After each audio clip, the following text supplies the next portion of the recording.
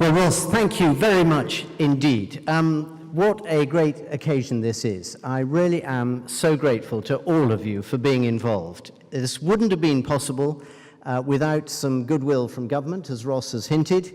It certainly wouldn't have been possible without the ASEAN Business Council. So I'm really grateful, Ross, to you and the team and our chairman, Kevin, for throwing yourselves into this. We did our best, ladies and gentlemen, lots of excellencies as well, but we did our best to try and scupper this event by arranging for the finance bill to be on the same day, and lots of panics about who could be here and who couldn't be here, and I think the Foreign Office have managed to switch off the Wi-Fi system, so if there is a vote soon, I'm absolutely scuppered, the quickest way to losing my job possible. So despite all of that, you're all here. We've got some great businesses in the room, some great moderators. Thank you, Puma, and thank you, Lynn, as well. I mean, what a team. So this is all very exciting. And the reason why, probably before November, realistically, Ross, I started thinking hard about what does the UK really want to do with and for ASEAN, was probably due to one of the meetings I had with ASEAN in Jakarta with Ambassador Mozum, probably there beside me, nudging me occasionally when I was going off message. And the thought really is this. ASEAN is an association, it's a group of 10 nations. God forbid that it hairs off, like the EU, into quite the degree of control that we have seen on this continent. But nonetheless, it is a group which has got increasingly confident and assured in some of the steps it's taking to improve the lives of its citizens across Southeast Asia.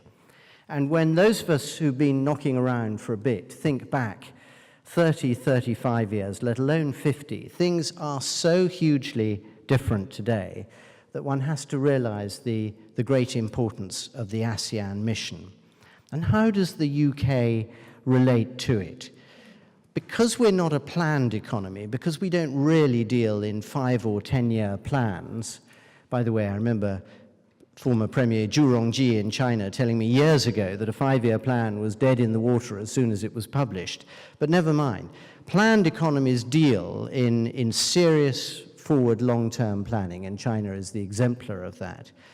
We don't really in the UK. We tend to adapt and muddle through and tweak things a little bit. But I think in the case of ASEAN, it is worth us really thinking hard, as High Commissioner Fu Qishan said. It's worth thinking really hard about where we want to be in 10 years' time in this relationship with ASEAN, as well as all the bilateral relationships which are happening.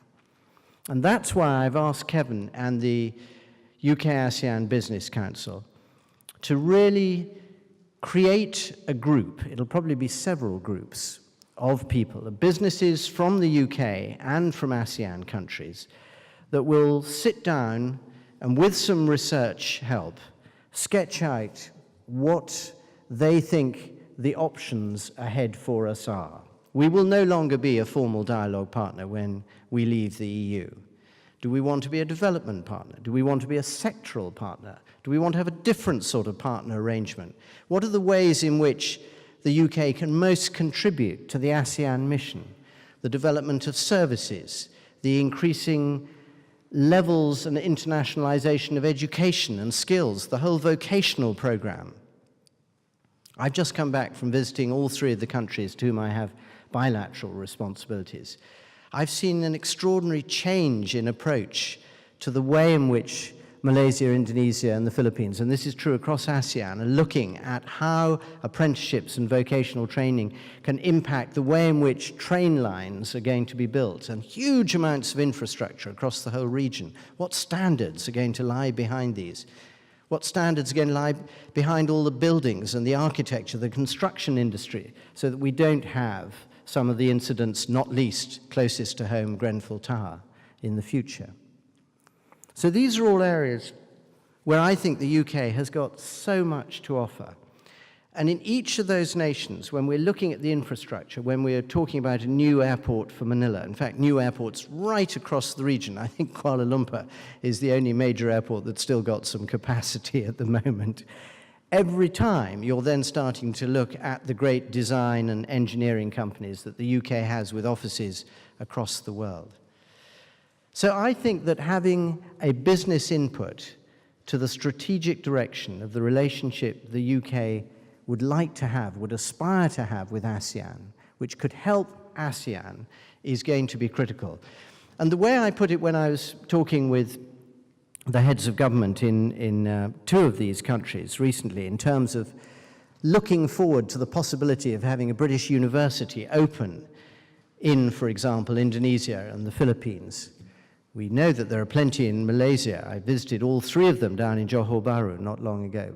So why don't we have one elsewhere in ASEAN, in every ASEAN country? And the object of the exercise is ultimately to give those people in those countries who want international education the chance to have it without having to be able to afford the considerable cost of doing 3 years in the UK, so that the poorest people in those countries with the best brains get the same chances. And then they will be the people and the businesses that can go and take on the world and come back to London and use this as the international window, the international showcase for the best of Cambodia, the best of Burma, and so on. Those are the sort of opportunities that I hope will also emerge out of the thinking that the ASEAN Business Council will do. And I just want to leave you with a couple of examples of ways in which I think the UK contribution to ASEAN is wonderfully underestimated at the moment. Statistics, damned statistics and lies, is it? Or statistics and damned lies, one or the other. If you look at the figures at the moment, we could beat ourselves up about the fact that apparently we're exporting less than France to parts of ASEAN. But that always underestimates the fact that there is far more British value in every Airbus that's exported, which is credited to France, than there is a French input. And let me give you an example of 2 or 3 of the things that I've seen recently, which I think are just so exciting.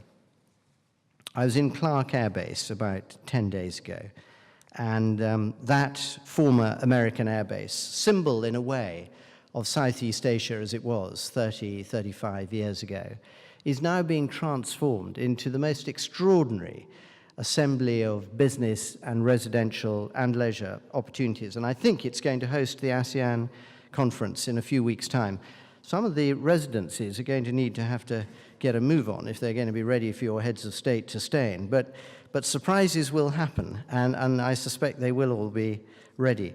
But you've got British companies and British capital drawing on the announcements from UK Export Finance, which double the amount of insurance cover available for ASEAN in local currency, 100% of the cover required. This is going to drive the financing and expansion of some of the work in Clark Air Base. I saw young pilots being trained by a British company, including pilots from Vietnam and from India, being trained in Clark Air Base alongside Filipinos and Filipinos.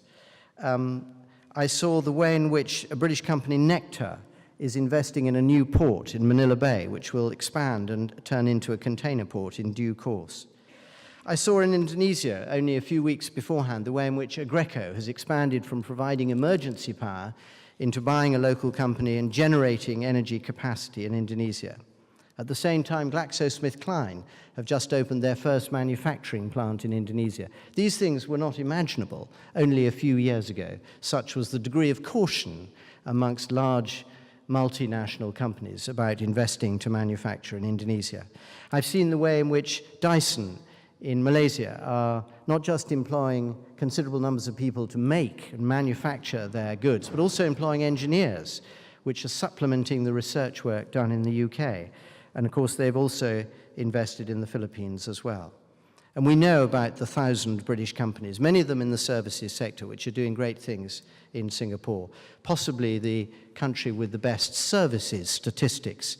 And so our services exports around the rest of ASEAN, I think, are hugely underestimated. If you look at, for example, at the contribution of Aberdeen now merged with Standard Life to the Kuala Lumpur Stock Exchange. That doesn't really feature at all in the trade statistics. So I think, Chairman, I've gone on too long, but what I really wanted to share with you was a massive amount of enthusiasm and energy for this great region. I've spent a lot of my life out there. Some of you in the audience have too. We've got fabulous British companies and chambers of commerce represented here today. I can see some of the ASEAN countries' representatives as well, including the investment organization BKPM in Jakarta and many others.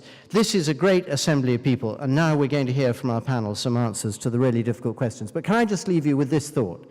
As a country which doesn't do a huge amount of forward planning and strategic thinking, this is an opportunity to do so. And by the end of next year, if we don't all get together and have an agreed idea of where we want to take the relationship with ASEAN, I should be very disappointed. Thank you very much indeed.